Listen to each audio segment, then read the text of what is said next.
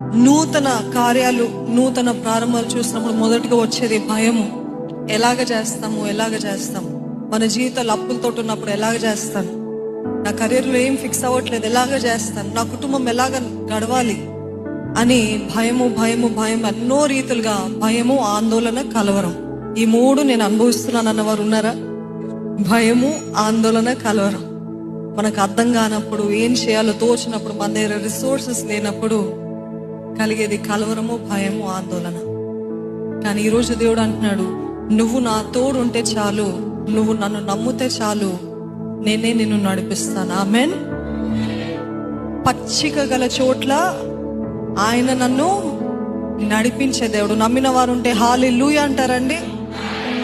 He will lead me to green pastures. My cup overflows. Amen.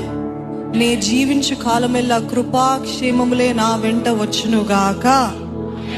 ఈరోజు ఎటువంటి భయముతో, ఎటువంటి కలవరముతో, ఎటువంటి ఆందోళనతో వచ్చినప్పటికీ God is never late, God is never early, God is right on time. Amen. మనం అనుకుంటాం ఇప్పుడు అయి ఉంటే బాగుంటుంది. No, God knows the perfect time. కాబట్టి మనము చెప్పుకుందాం, దేవా నేను భయపడకుండా భయపడకుండాన్నట్లు నన్ను బలపరచు, నన్ను ధైర్యపరచు.